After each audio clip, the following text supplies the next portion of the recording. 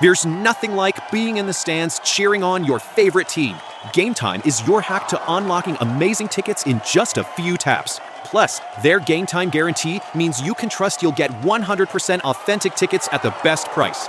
Fees are always included, so what you see is what you pay. Get the best deals on sports tickets. Download the Game Time app and create an account to start searching for tickets to upcoming games and events. Swipe, tap, ticket, go. Game Time. Comfort is often the first thing we're willing to give up. But don't let style be the reason you aren't comfy. Mack Weldon's Ace Collection makes it effortless to look put together while feeling truly comfortable. Inspired by their best-selling sweatpants, the Ace Collection combines everyday comfort with long-lasting and confident looks. Upgrade your collection for the new year with new bomber jackets, half-zips, sweats, crew necks, and much more. Go to MackWeldon.com and get 20% off your first order of $125 or more with promo code MACK25. What's up, everybody? Welcome back to The Run with me, Manny Wilson. I appreciate you for tuning in to the first interactive sports podcast. Hit us up on a voicemail line, 219-413-9405. And of course, we'll play your take back on our next episode. We got some stuff here with news for The Run. Let's go ahead and give a recap of some of these scores that happened in Week 17. We now know what teams are eliminated out of the playoffs, and we now know what teams are actually locked into the playoffs, but we're still trying to figure out who will be the division winners of a couple different divisions. And I'll break that down to you in just a sec, but let's start with some of the scores that happened in Week 17. Now, these games were played just all throughout Christmas, and it was just kind of scattered everywhere. But to go to the most recent game, the Chicago Bears and the San Francisco 49ers, absolute cinema, crazy game. 49ers won 42-38. In the fourth quarter, it came down to a game-stopping possession from the 49ers. Man, Bears drove all the way downfield with just over a minute and some change left. And it was just an intense battle up and down between these two, man. Offensive showdown. Brock Purdy, he showed his behind. Caleb Williams showed his behind of how great he is at what he does. And I was just thoroughly impressed all around with both of these teams. And if anything, this matchup between the Bears and the 49ers really showed us how important these offensive-minded coaches are and having a good offensive coordinator is, because it was just a shootout. I know a lot of people want to say, oh, well, the defense was bad for the Bears and 49ers. No, not really. I think the offensive-minded coaches were just that good in this night, man. I mean, it was a showdown. It was a showdown, and a lot of times they were capitalizing on opportunity. They were just paying attention to certain ways the defense was lined up. Like, it was a showdown. And I'm excited that we might even potentially see this matchup again in the playoffs. However, the Philadelphia Eagles played the Buffalo Bills, and the Buffalo Bills ended up losing that game by 1 point. This was also another really good game. They went for the extra 2 at the end of the game instead of kicking a field goal. And however, it backfired. They did not get the extra 2 points. Josh Allen in particular really just threw a bad pass. And I mean, yeah, it was rough. They went for the 2. They tried to win the ball game and they ended up losing. So Philadelphia Eagles took that dub. And I mean, we already know they secured a playoff spot, but it was interesting. I also think another interesting aspect for this game here of Eagles and Bills is the fact that Jalen Hurts, he did win a ball game. And this isn't me saying, oh, well, Hurts is good or Hurts is bad or he's this and he's that. I just think it's pretty important that people understand what was going on in this ball game. And although Jalen Hurts did end up winning this game, Jalen Hurts had zero passing yards in the second half of football, which is crazy, man. I know, I'm just 0 second half passing yards for your quarterback, starting quarterback.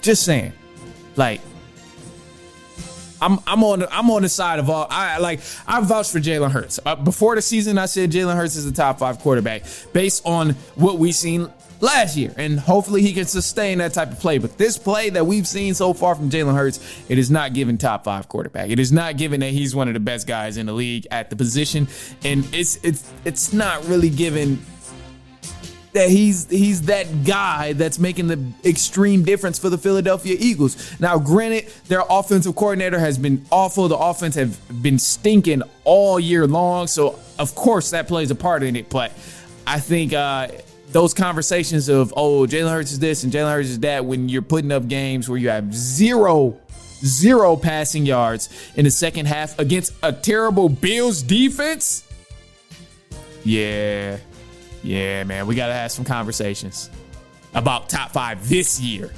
Not maybe all time is still a little bit different, but this year, based on everything I've witnessed this year, we might have to have some conversations.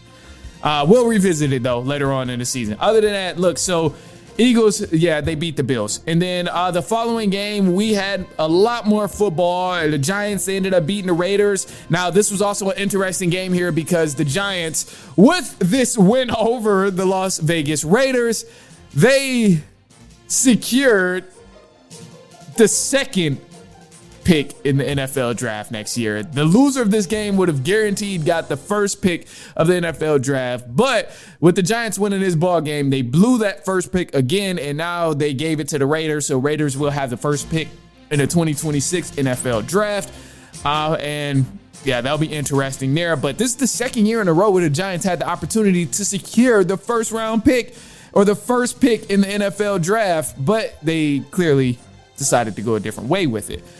Which is just a little wild to me, a little wild. Other than that, we do have a lot more games. So as I said here, these are out of order. I don't know what just happened to my week 17, but computer just tweaked out, and we'll pull up from, okay, we're back. We got it. All right, Seahawks played the Carolina Panthers. Seahawks beat the Panthers. Patriots played the New York Jets, and they put up 40 on the New York Jets as the Jets only had 10 points. The Miami Dolphins, they ended up beating the Tampa Bay Buccaneers 20-7. And I'm shocked that the Dolphins even won that game. Meanwhile, the Buccaneers, they have to play the Carolina Panthers for the division in week 18. Winner of that game will decide who wins that division. And also, which is weird, very weird, NFC South out. Oh my gosh, I'll explain in just a second. But if the Falcons win out the rest of the season, meaning against the Rams and also the following week against the Saints, then this puts the Carolina Panthers in a position to get into the playoffs, which is just extremely weird, but I'll explain it a little more in just a second. The Jaguars, they beat the Colts. It was a great game as well. They won 23-17, and man, Jaguars are a legitimate team. Trevor Lawrence, he balled out, had 2 rushing touchdowns, and it was just a great game all around. Colts couldn't really find a groove, and this now extends their losing streak to 6 games, man. This is a team that started off 7-1, and somehow the Colts ended up folding all the way from 7-1 to 8-8. Like, damn, this is rough. I vouched for the Colts. I thought they were elite. And I know they lost Daniel Jones, but damn it, Daniel Jones wasn't that much of a blow where they should go on a 6-game losing streak. It was pretty crazy. But Colts playoff dreams are over, so they will not be in the playoffs. The Titans, they ended up losing to the New Orleans Saints. The Browns, they ended up beating the Steelers, which is crazy, and this now sets the Steelers in a difficult position because they have to beat the Baltimore Ravens in order to get into the playoffs, which I'll explain in just a sec. The Bengals, they ended up beating the Cardinals. The Packers, they fell short to the Baltimore Ravens. No Jordan Love, no Lamar Jackson. Texans, they ended up beating the Chargers 20-16. Broncos, they ended up beating the Chiefs. This was on Christmas Day, 20-13. The Lions, they lost to the Vikings. Listen to the first half about the Lions Super Bowl window. I had a guest, Jared Bell, on there, so you got to listen to him. The Cowboys and the Commanders was also a pretty solid game. Cowboys won that game 30-29. And tonight for Monday Night Football, this is between the LA Rams and the Atlanta Falcons. And man, I'm not even getting my hopes up about the Falcons. However, let's explain some of the teams that are in a playoff situation and they have to win. We got some very unique situations going on in the playoffs for the NFL. So to kind of give you a little more information right off the bat, the Pittsburgh Steelers and the Baltimore Ravens are going head-to-head in Week 18. The winner of this game between the Pittsburgh Steelers and Baltimore Ravens will advance to the playoffs, and they will also win the division. Now, neither of these teams have been on fire at all season, but however, it comes down to one game, so that'll be interesting. We also have another situation that is very similar with the Seattle Seahawks and the San Francisco 49ers. This is going to be happening Saturday instead of Sunday, but the winner of this game will be the number 1 seed in the NFC, which means they'll get a bye week, and they will also be the winner of their division. So it'll be very interesting to see what happens here in this game between the San Francisco 49ers and the Seattle Seahawks. I believe we have another situation that is similar to this as well in terms of teams that will have one deciding game. And as we know, a couple of other teams that secured the playoff spot, Rams are in for sure.